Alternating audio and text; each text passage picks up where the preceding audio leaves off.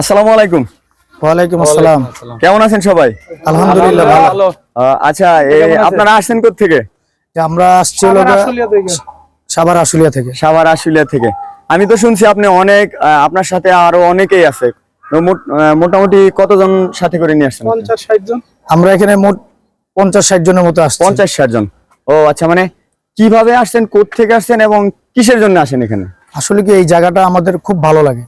আমি প্রায় সময় এই জায়গায় আসি। প্রত্যেক শীতের মধ্যেই আমাদের এখানে একবার করে আসা হয় আমার এলাকার ভাই ব্রাদার নিয়ে, প্লাস আমার ফ্যামিলির লোকজন সহ আমরা একটা ফ্যামিলি ট্যুরের মতো প্রায় সময় আমরা এখানে আসি।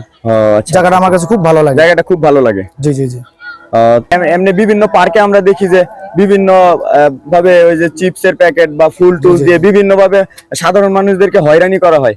আসলে এখানে কি এই ধরনের কোনো ভয় আছে কিনা? না না, এখানে এরকম কোনো কিছু নাই। আমরা আসছি যে খুব ভালোভাবে ঘুরতেছি, কোথাও কোনো সমস্যা নাই।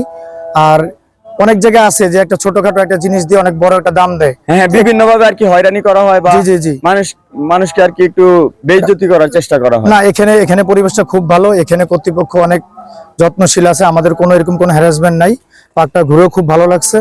আর আরেকটা বিষয় হচ্ছে, ঢাকায় থাকলে অনেক সময় অনেক গ্রামের অনেক কিছু বোঝা যায় না। এখানে আসলে গ্রাম বাংলার অনেক ঐতিহ্য সম্পর্কে জানা যায়। অনেক কিছুই আছে, ভালো লাগছে। এখানে আসলে ভালো লাগবে। যারা দূর দূরান্ত থেকে, যারা ফেসবুক এবং ইউটিউবের মাধ্যমে যারা এই ভিডিওটা দেখবে, আপনি তাদের উদ্দেশ্যে কিছু বলেন। আচ্ছা, তাদের উদ্দেশ্যে আমার একটাই কথা বলার আছে, যদি ঢাকা শহরে ঘুরতে ঘুরতে বোরিং ফিল মনে হয় তাহলে তারা সোনারগাঁ আসতে পারে। খুব সুন্দর একটা জায়গা। এখানে আলাদা কোনো হ্যারাসমেন্ট নাই। এখানে টিকিট মূল্য খুব কম।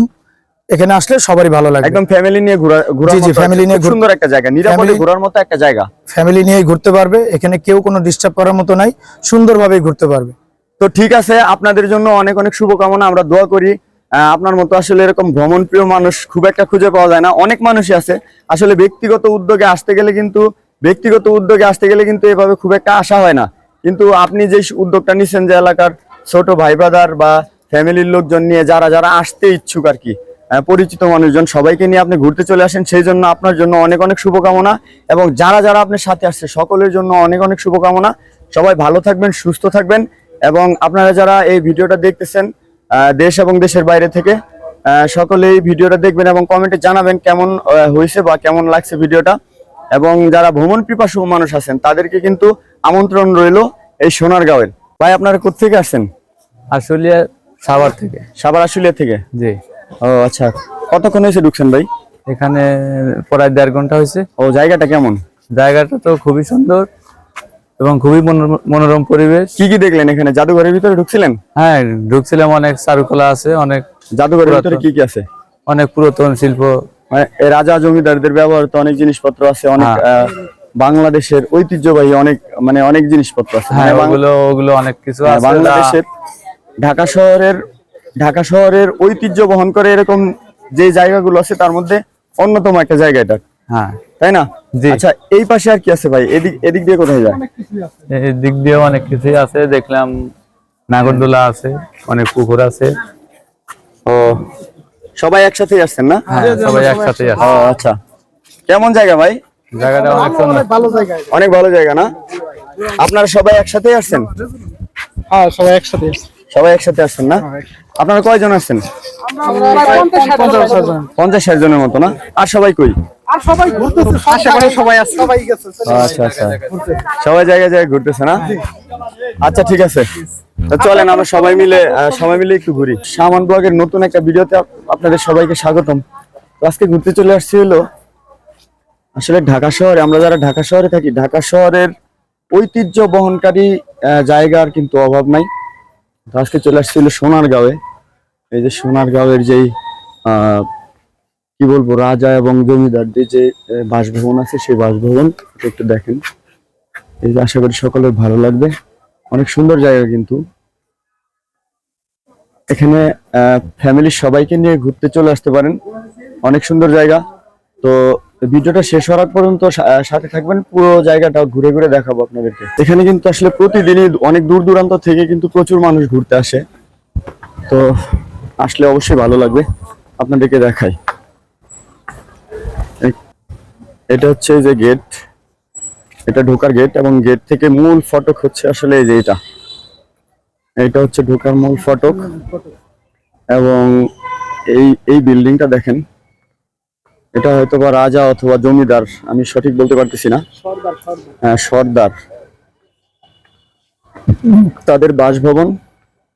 আর দেখুন এই যে সামনে ঠিক বিশাল একটা পুকুর আছে, অনেক সুন্দর, অনেক সুন্দর। পুরোটা ঘুরাই দেখায় আপনাদেরকে, না দেখাইলে আসলে সৌন্দর্যটা বুঝবেন না। দেখেন বসার জায়গা করা আছে এবং সান বাঁধানো ঘাট আছে।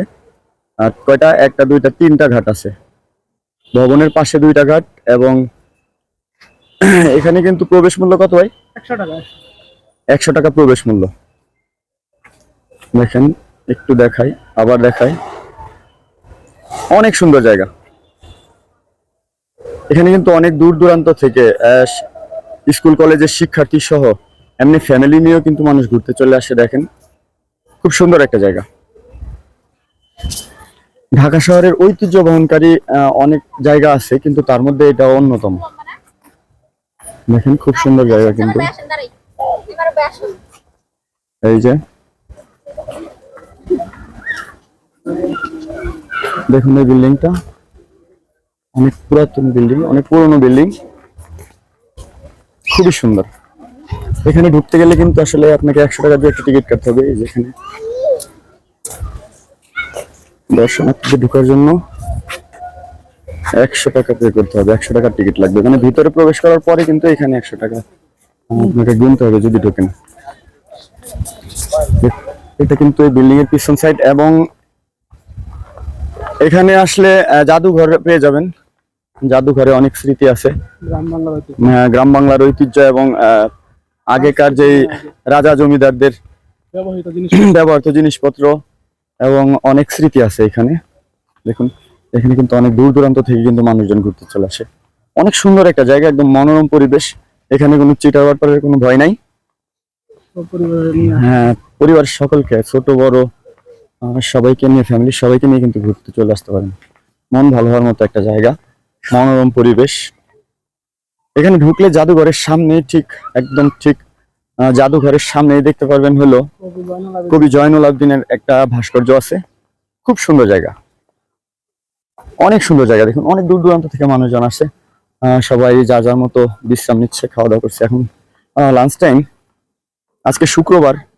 আমরা তো সকাল সকালই চলে আসছি, কিন্তু এখানে আমার মনে হয় যে যদি বিকেলে আসেন এখানে মানুষের জন্য আর কি আপনি পা রাখা কষ্ট হয়ে যাবে। দেখুন অনেক সুন্দর জায়গা। এই যে জাদুঘরটাতে ঘুরে ঘুরে আপনাদেরকে সবকিছু দেখাবো। এই জাদুঘরের ভিতরে রাজা জমিদারদের ব্যবহৃত অনেক জিনিসপত্র আছে, সেগুলো দেখানোর চেষ্টা করব। এই যে এটা হচ্ছে প্রশাসনিক ভবন বানানো হয়েছে সম্ভবত এখানে, এটা হচ্ছে প্রশাসনিক ভবন হিসাবে ব্যবহার হয়। এবং জাদুঘরে ঢোকার ফটক হচ্ছে এই যে এটা, এই গেট দিয়ে কিন্তু জাদুঘরে ঢুকতে হয়।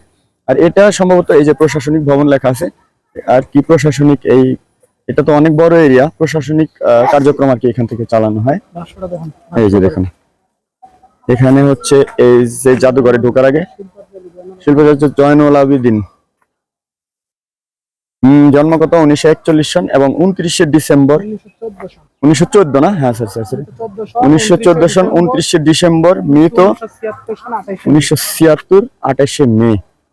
যাই হোক অনেক সুন্দর একটা জায়গা। দেখুন এই যে দেখুন এখানে গ্রাম বাংলার ঐতিহ্য আর কি, গ্রাম বাংলার যে ঐতিহ্যবাহী কিছু ব্যবহৃত জিনিসপত্র, এটা আসলে ওই রাজা বাদশাদের আমলে না, এগুলো আসলে আমাদের বাংলাদেশের আর কি বাংলার ঐতিহ্যগুলোকে এখানে তুলে ধরা হয়েছে।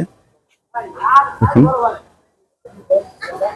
পুতুল নাচ আছে বাচ্চাদের জন্য। ভাই আপনার অনুভূতিটা কি, আপনার অনুভূতিটা একটু বলেন। আমার অনুভূতিটা তো তা মুখে প্রকাশ করতে পারছেন, তার মানে আপনার কোনো অনুভূতি নাই। আচ্ছা জরুল ভাই, আপনার কি অনুভূতি আছে ভাই বলেন। আমার অনুভূতি, এখানে ঘুরে আমি খুবই আনন্দিত। এখানে আমি এর পূর্বে কোনদিন আসি নাই, পরবর্তীতে আমার ফ্যামিলি সহ আমি ইনশাল্লাহ আইসা বেড়া যাবো। আচ্ছা এবার সিঙ্গেল আইছেন নাকি? হ্যাঁ, এবার সিঙ্গেলে আইছি। সিঙ্গেলে আসছেন এবার? হ্যাঁ। তো চলে যাচ্ছি, সোনারগাঁও থেকে বের হচ্ছি।